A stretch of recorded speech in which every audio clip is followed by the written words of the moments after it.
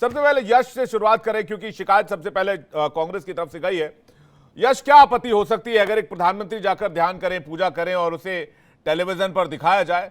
वो बेशक चुनाव लड़ रहे हैं, लेकिन वर्तमान वो देश के प्रधानमंत्री हैं। वो वर्तमान में देश के प्रधानमंत्री नहीं है, वो कार्यकारी प्रधानमंत्री हैं और अब जाने वाले प्रधानमंत्री हैं। मैं आज यहाँ ये जानता था कि हमारे पूरे दल के चुनाव आयोग से मिलने के बावजूद ये घटिया तमाशा जरूर होगा कि एक न्यूज चैनल पोस्ट कर रहा है कि भाई इतने पुलिसकर्मी तैनात हैं, आप उसका वीडियो टेलीकास्ट दिखा रहे हैं। जाहिर है ये सबको दिखाया जाएगा और ऐसा बताया जाएगा कि दुनिया में इस एक जुमलेबाज आदमी के पहले कभी कोई तपस्या करने पैदा ही नहीं हुआ भारत में। इनको यही नहीं पता है कि विवेकानंद हिंदुत्व, जो संघ का हिंदुत्व है, उसके खिलाफ थे। वो किसी भी तरह के धार्मिक उन्माद के खिलाफ थे। रामकृष्ण मिशन में आज भी हिंदी और अंग्रेजी के अलावा कई भाषाएं पढ़ाई जाती हैं, वो भाषाएं जिनके खिलाफ ये संघ वाले आंदोलन करते रहते हैं। तो मैं अपनी इस मामले में बात को यहीं पर रोक दूंगा। मैं इस बात को उठाऊंगा कि आज पूरा सोशल मीडिया एक विदेश में एक जगह पर हुए हमले के बारे में बात कर रहा है, मणिपुर के बारे में बात कर रहा है, जिसके बारे में ना तो हमारे महान ध्यान मग्न प्रधानमंत्री बात कर रहे हैं, ना ही पूरी बीजेपी बात कर रही है। तो असली मुद्दों से भटकाने के लिए यह स्टंटबाजी, पब्लिक मनी और सरकारी पैसे के दम पे ये घूमा फिरी और मीडिया को बुला बुला के दिखाना कि देखो भैया मैं सॉलिट्यूड में तपस्या कर रहा हूं, मेरे ऊपर आके 1000 कैमरे लगा के देखो, ये टिकटॉक छाप हरकतों से आगे बढ़ाने के लिए अब देश को एक पढ़ा लिखा प्रधानमंत्री चाहिए, बस।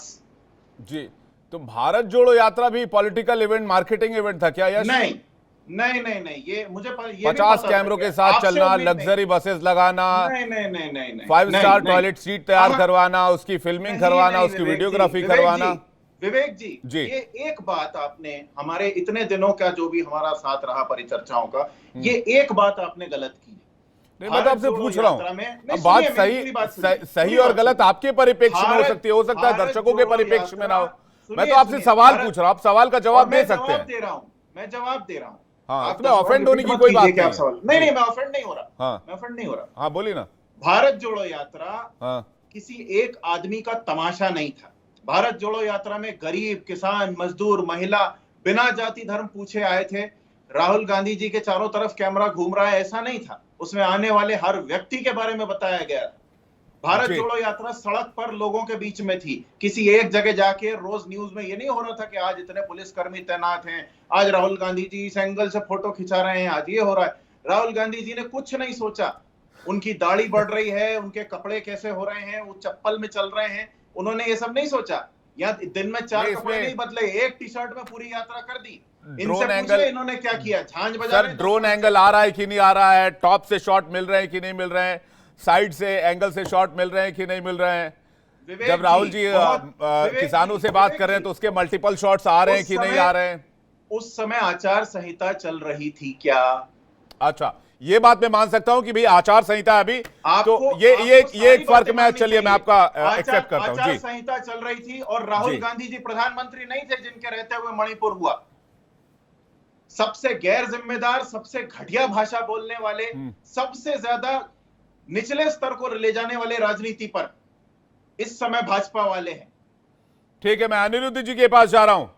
अनिरुद्ध जी, आचार संहिता में कांग्रेस ये डिमांड कर रही है कि प्रधानमंत्री के इस कार्यक्रम का टेलीकास्ट नहीं होना है।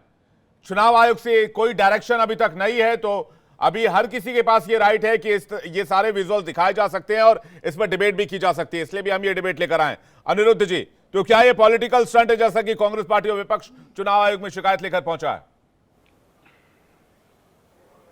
विवेक भाई, कांग्रेस का तो पूरा जीवन ही स्टंटबाजी में बीता है भाई। कपिल सिब्बल जी सुप्रीम कोर्ट में जाके कहते हैं कि राम मंदिर पे फैसला भी मत दीजिए, नहीं तो चुनावी फायदा हो जाएगा, और वही जाके उसके पहले कहते हैं कि राम का कोई अस्तित्व नहीं है।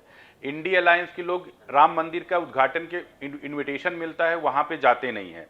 केदारनाथ में 2019 में जब ध्यान लगाने के लिए आदरणीय प्रधानमंत्री जी गए, इसी तरीके से ओछी बातें और बड़ी तुच्छ मानसिकता की बातें ये लोग कर रहे थे, और आज भी वही काम कर रहे हैं कि प्रधानमंत्री जी ध्यान लगाने के लिए वहां पे गए हैं, इतनी ओछी मानसिकता और ये सारी चीजें।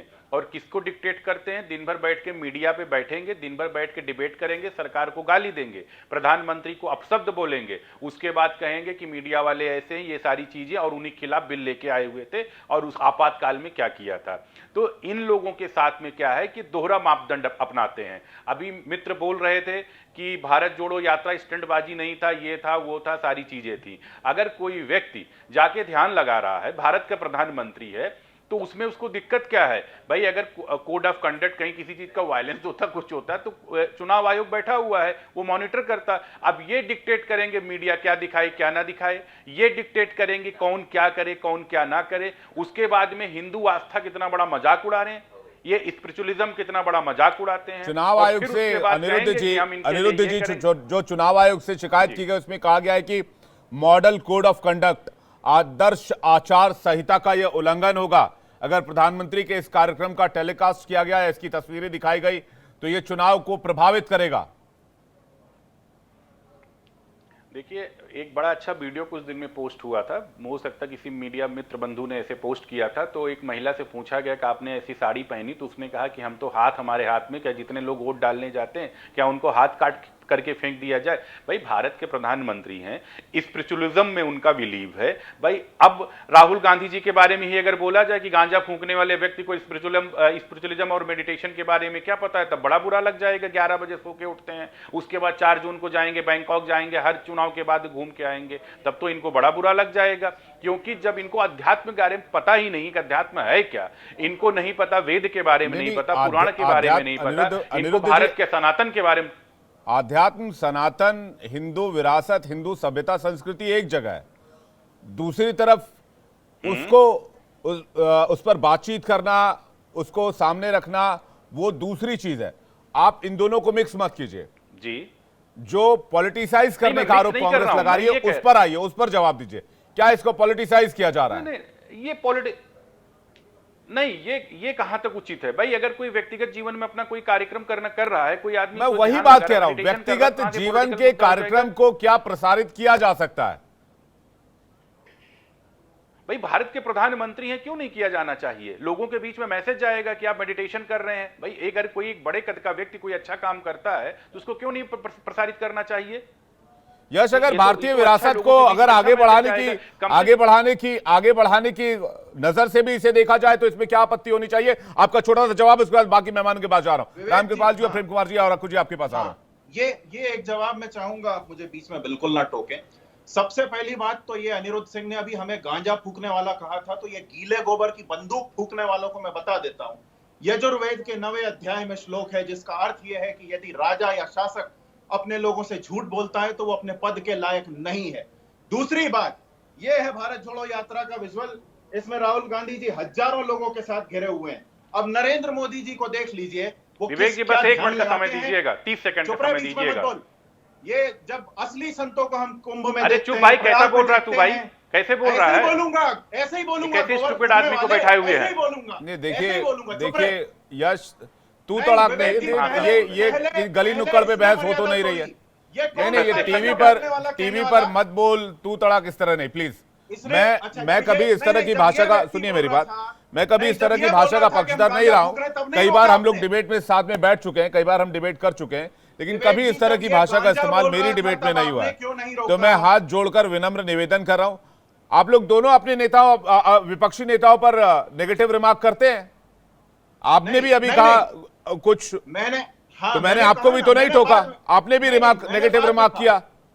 तो ये आप दोनों की जिम्मेदारी है ना कि आप दोनों किस तरह से नेगेटिव रिमार्क से बच सकते हैं। विवेक जी, पहले किसने कहा? पहले इससे किसने पूछा था कि गांजा और बैंकॉक कहां से आ गया? चले जाए ना बैंकॉक चले जाओ, पूरी भाजपा उठ के बैंकॉक जाके, वर्ल्ड हिंदू कांग्रेस कर रहे थे बैंकॉक में, आरएसएस वाले, चले जाते उनके साथ में, क्यों नहीं गए? यहां बैठ के रो रहे हो बैंकॉक। अभी तुमको यजुर्वेद का श्लोक सुनाया, उसका जवाब है अनिरुद्ध सिंह? जवाब नहीं है तुम्हारे पास। ठीक है अनिरुद्ध जी जल्दी जवाब दीजिए आप इसका। अरे सुनो भाई, क्या तुम जरा सा जवाब की बात करते हो? जरा सा 2 किताब पढ़ लियो, बड़े जवाब कर रहे हो राहुल का। अरे सुनो भाई, बड़े ज्ञानी बने बैठे हुए हो। रहने दो, मैंने तुमको जो बताया है वो अरे सुनो है भाई, वेद का जवाब। अरे तुम सुनो है भाई, हेलो, तुम इतने बड़े ज्ञानी नहीं हो, तुम बैठ के यहाँ पे गांजा फूकने हो। राहुल गांधी किस में पकड़े गए थे? ड्रग्स केस में पकड़े गए थे ना, जब अटल बिहारी वाजपेयी सरकार थी, किस में पकड़े गए थे? पकड़े गए उसी में गए ना।